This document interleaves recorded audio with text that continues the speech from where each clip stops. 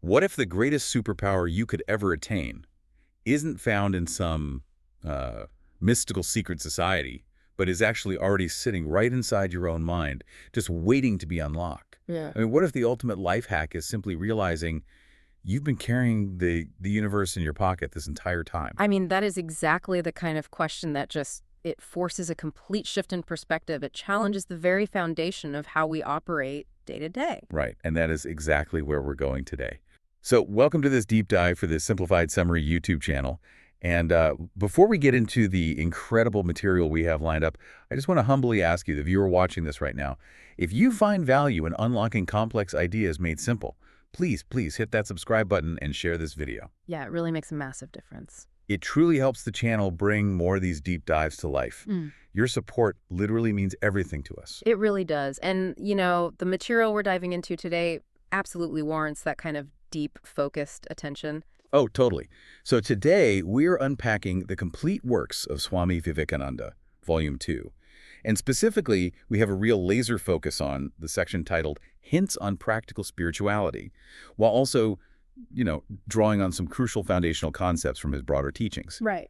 The mission for this deep dive is clear.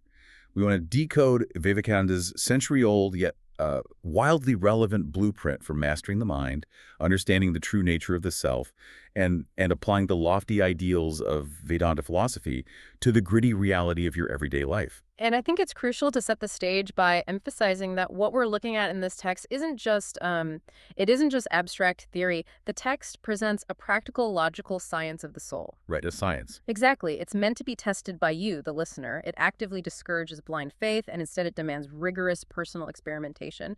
Basically, if it's a science, it has to be replicable in the laboratory of your own mind. That's such a great way to put it, the laboratory of your own mind. So let's start by setting the historical context, because you really can't fully grasp the weight of these ideas without understanding where and how they were introduced to the Western world. We have to go back to 1893. The Chicago Parliament of Religions. Yes. So imagine the scene.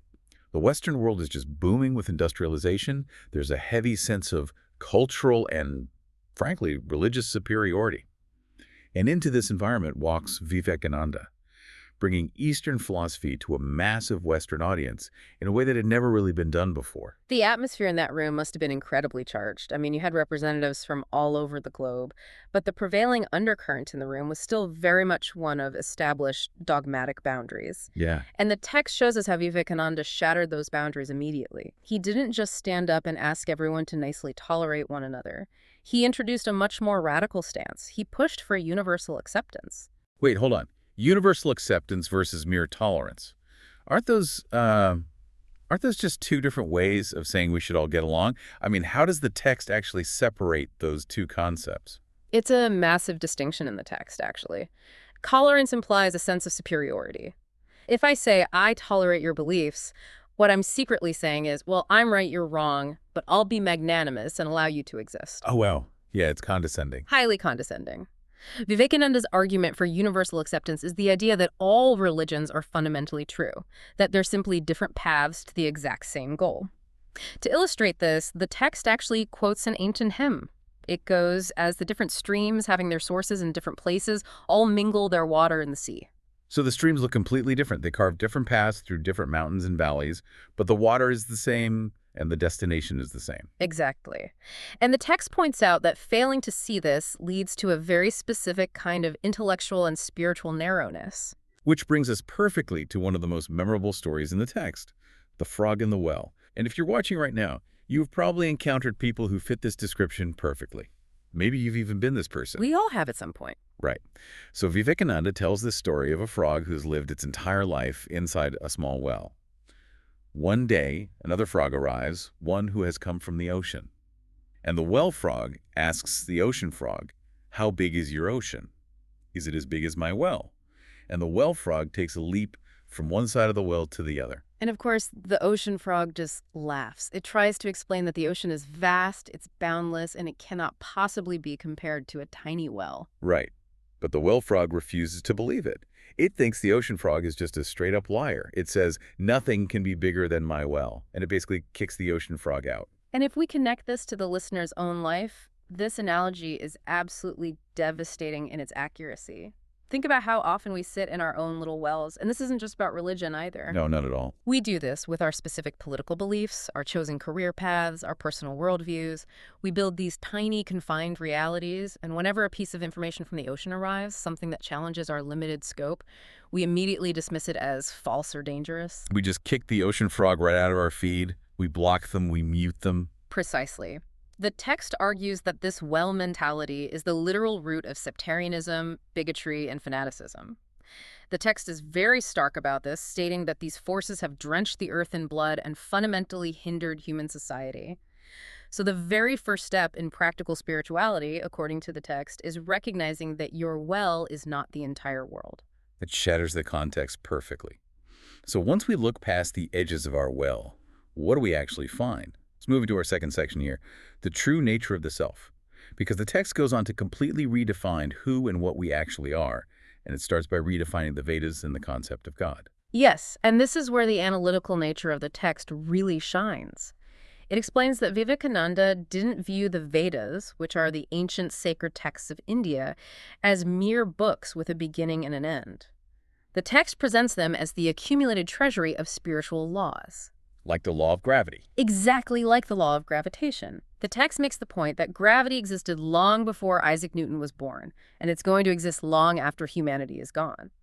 Newton didn't invent gravity, right? Right, he just discovered it. He merely discovered the pre-existing law. In the exact same way, the spiritual laws governing the soul and consciousness have always existed. The ancient sages didn't invent them, they just discovered them. I love that because it frames spiritual inquiry as a science of discovery rather than just, a dogmatic invention. And speaking of geometry and science, we have to bring in one of the most mind-bending definitions from the text. This is the circle analogy regarding the difference between God and man. If you're watching this, get ready because this concept completely flips how you think about your place in the universe. It's a brilliant geometric metaphor. So the text states that man is an infinite circle whose circumference is nowhere, but the center is located in one specific spot. Meanwhile, God is an infinite circle whose circumference is nowhere, but whose center is everywhere. Let's really unpack that because it is incredibly dense. When the text says man is a circle whose circumference is nowhere, it implies that your true nature, your soul, is actually boundless. It has no edges. But your center is located in one spot, meaning your current state of consciousness is hyper-localized. It's locked inside your specific physical body, experiencing the universe from one tiny, localized point of view. Right, so I am centered right here, looking through my eyes, feeling my hunger, experiencing my specific emotions. Right. But God, or the ultimate reality, is described as having a center that is everywhere. The divine consciousness experiences everything simultaneously. There is no single localized point of ego. The massive implication the text draws from this is how man can become like God. The whole goal of practical spirituality is to infinitely multiply your center of self-consciousness, to expand your empathy and awareness so far outward that you are no longer confined to just your own localized spot. But what keeps us locked in that tiny single spot? Why is it so hard to break out? The text points directly to the illusion of the little self. The fundamental ignorance that causes human misery is identifying as a little body or a little mind. This is the core diagnosis of the human condition in Vedanta philosophy as presented in the text. The moment you think you are just a physical body, what happens? You immediately have to defend it. Exactly. You want to protect it, feed it, clothe it, make it comfortable, and very often at the expense of others. This misidentification births selfishness and separation. If I believe I am strictly this physical form, then you and I are completely separate. If I take from you to give to myself, I win. But if I understand the circle analogy, that my true nature is boundless and we are essentially part of the same infinite existence, then hurting you is literally hurting myself. Which brings us to those two Sanskrit terms the text brings up, ahamkara and mamata. We really need to break these down clearly for the listener. Let's use a clear translation. Ahamkara translates to the sense of I or the ego. Mamata translates to the sense of mine or attachment. I am this body and this property is mine. The text argues that these are essentially superstitions. They are psychological fences we build to hide the real boundless self. And because we build those fences, we accept weakness. Which leads to one of the most surprising twists in the entire text. I was completely caught off guard by this when reading the source.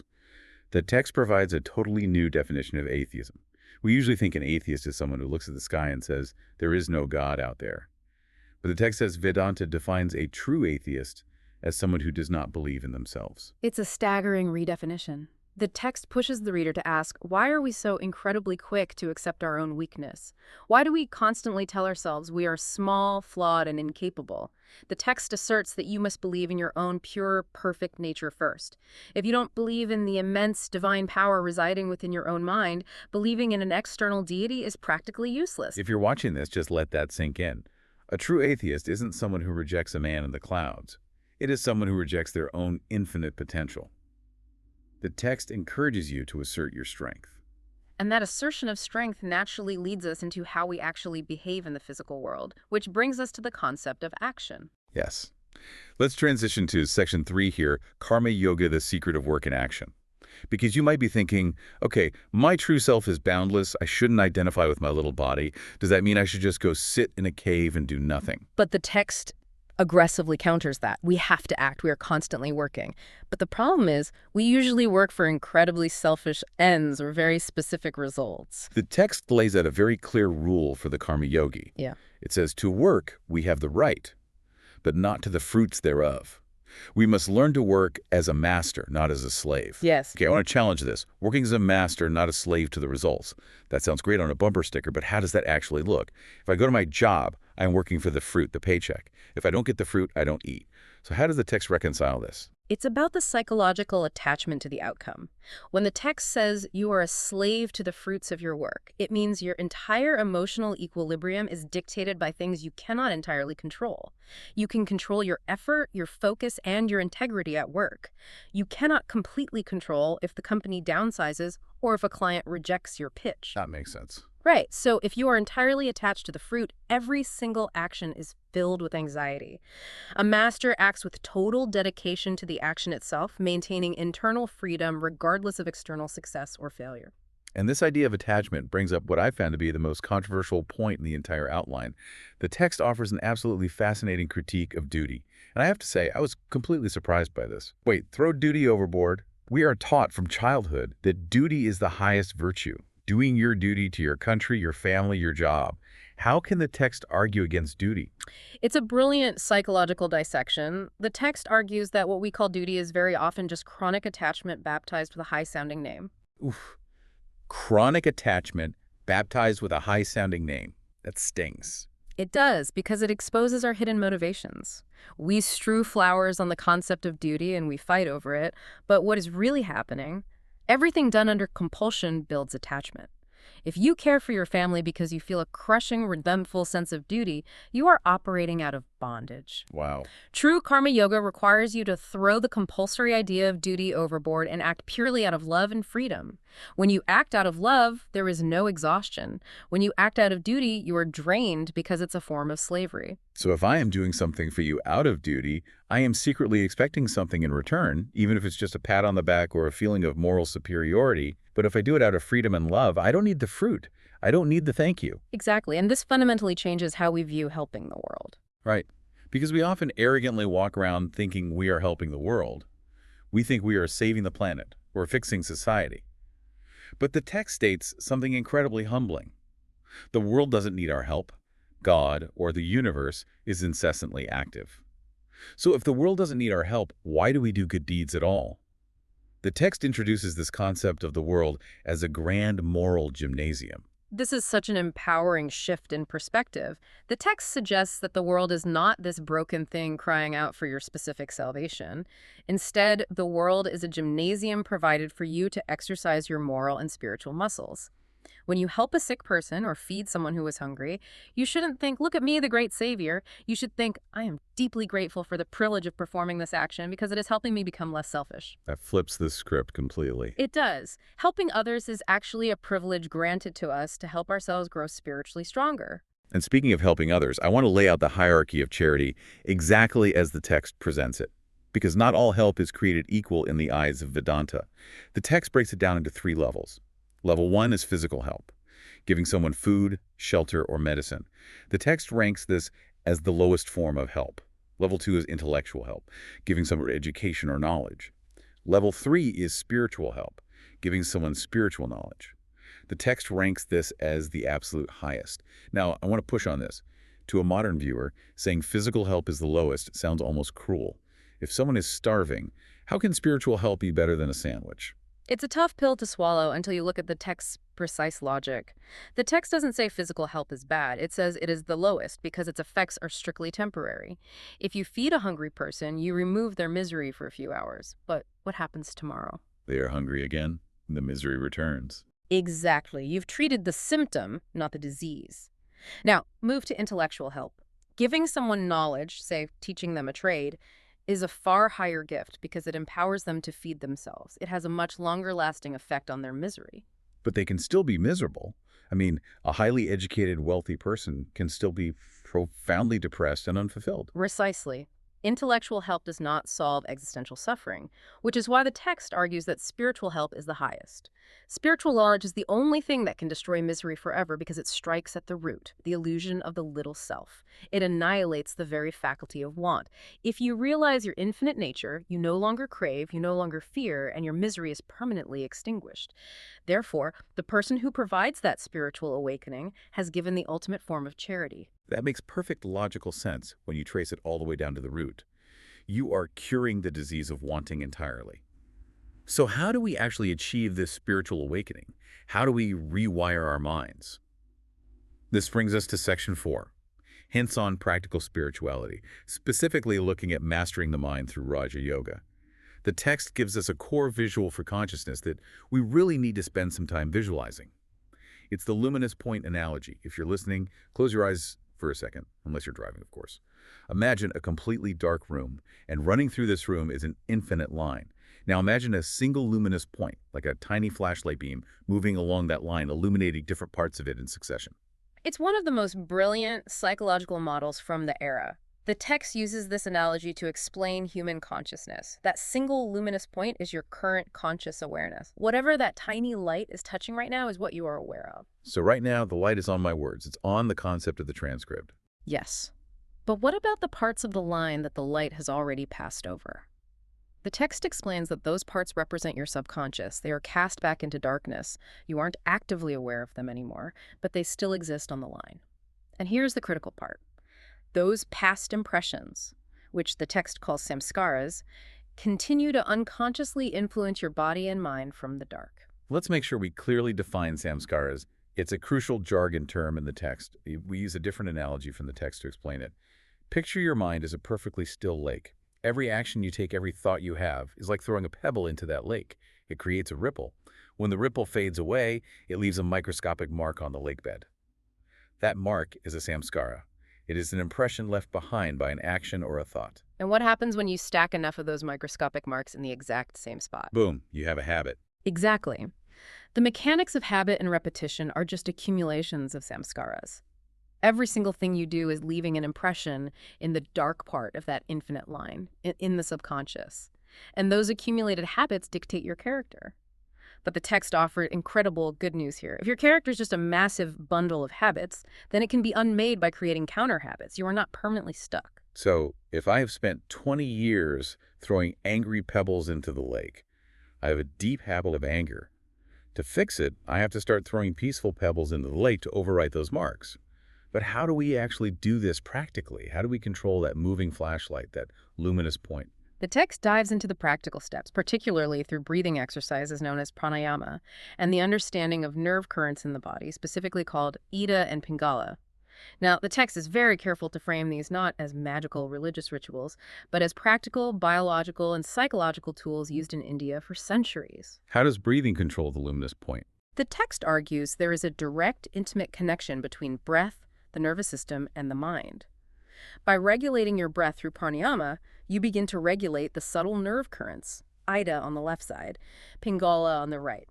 By mastering these physical and subtle currents, you gain the ability to grab hold of that luminous point of consciousness. You stop it from darting around wildly like a monkey. You stabilize the flashlight. You stabilize it. First, to control the subconscious, to stop being a victim of your past samskaras. And ultimately, the goal of Raja Yoga, as described in the text, is to push that luminous point beyond the line entirely, to step beyond consciousness into the superconscious state.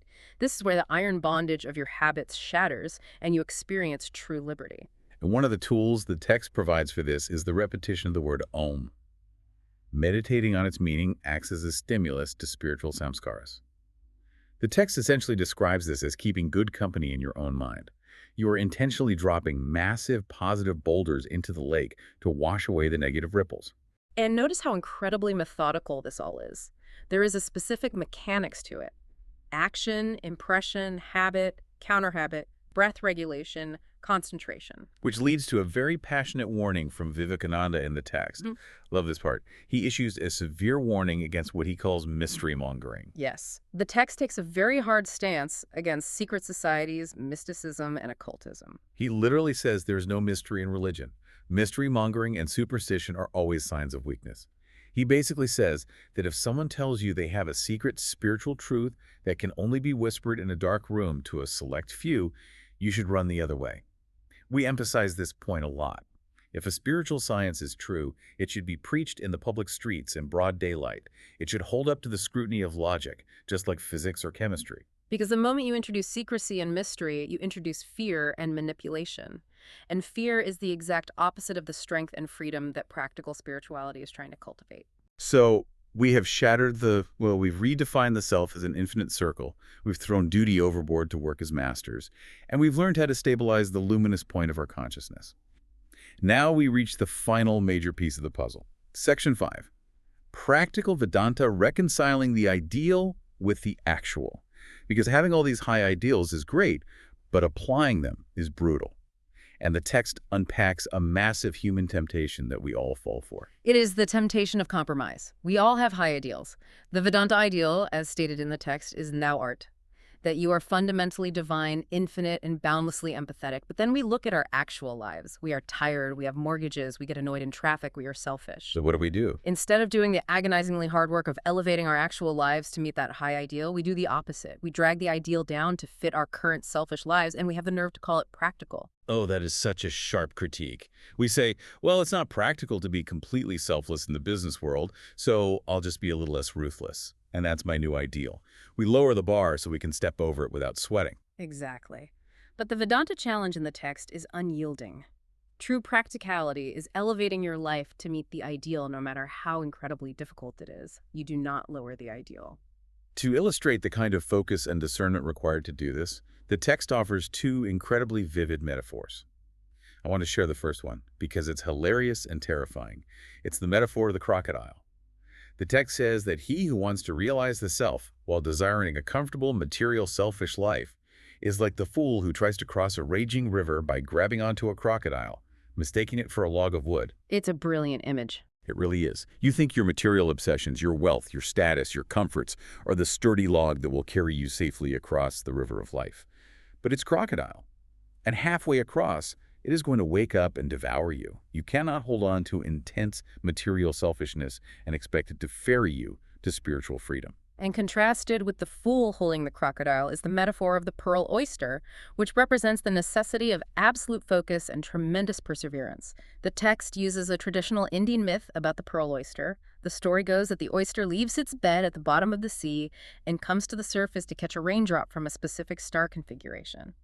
Once it catches that single perfect drop of rain, it snaps its shell shut and dives all the way back down to the dark bottom of the ocean, where it patiently develops that drop into a magnificent pearl. And the application there is that we must be like the oyster.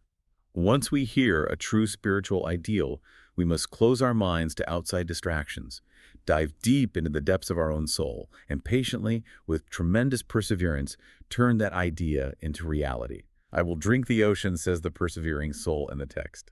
That perseverance is key, especially when interacting with a world full of differing opinions, which brings us back full circle to the concept of universal acceptance we discussed at the very beginning.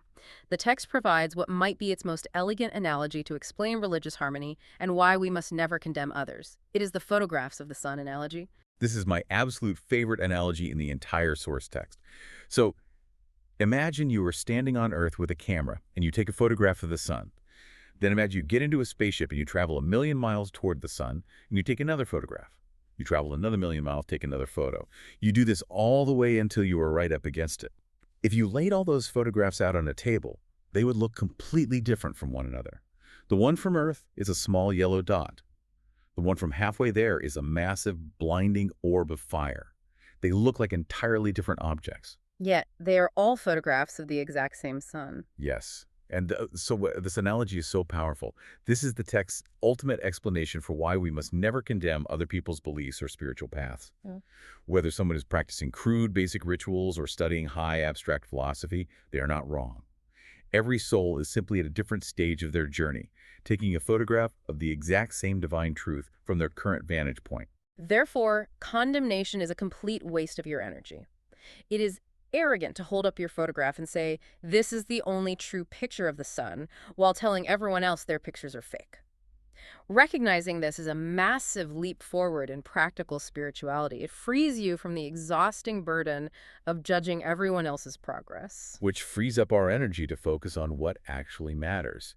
And the text wraps up by questioning where we put our energy, specifically targeting the modern obsession with material utility. We are constantly asked, what is the utility of this philosophy? How does it help my bottom line? How does it translate to pounds, shillings, and pence? The text hits back hard against this worldview. The argument is that true happiness is never truly found in the senses or in material accumulation.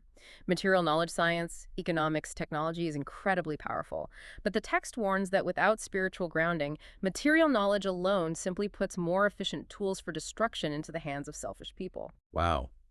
That feels incredibly prophetic looking at the world today. If we just have better tech, but the same selfish minds, we just do more damage faster. Exactly. The text argues that if even a fraction of humanity put aside their selfishness and realized their infinite nature, the earth would become a paradise tomorrow. Therefore, the highest possible utility isn't financial gain. The highest utility is finding unshakable happiness in the spirit, because that is the only utility that actually solves the root problem of human suffering. We have covered so much ground here. Let's synthesize this journey. It is a profound trajectory. We started by looking at how narrow our worldviews can be, the frog in the well. The text then systematically dismantled our assumptions. It showed us that we are not the finite, frail bodies we inhabit, but infinite circles with boundless potential. It challenged us to break the agonizing chains of duty and act as free masters, using the world as a moral gymnasium to strengthen our character. We explored the intricate mechanics of the mind, learning that through focus and counter habits, we can seize control of that luminous point of consciousness, rescuing our minds from the dark grip of our own past samskaras. And ultimately, Vivekananda offers a fiercely optimistic and empowering framework. It is not a doctrine of despair or submissive waiting. It is a rigorous, practical call to awaken the almighty power that is already sitting inside you. If you are still watching here on the Simplified Summary channel, thank you for taking this deep dive with us. We truly hope this exploration of practical spirituality expanded your mind and gave you some tools to experiment with in the laboratory of your own life. As a reminder, if you found value in this, please subscribe, drop a like, and share the video with someone who needs to hear it. And as we wrap up, I want to leave you directly with a lingering question drawn from the very core of this text. Think about your highest ideal, the person you truly want to be. Now, look at your daily actions. Are you doing the hard work of elevating your life to meet that ideal? Or are you secretly dragging that ideal down, making excuses, just to comfortably fit the life you're already living? Strike a match in the dark room of your mind today and see what you find.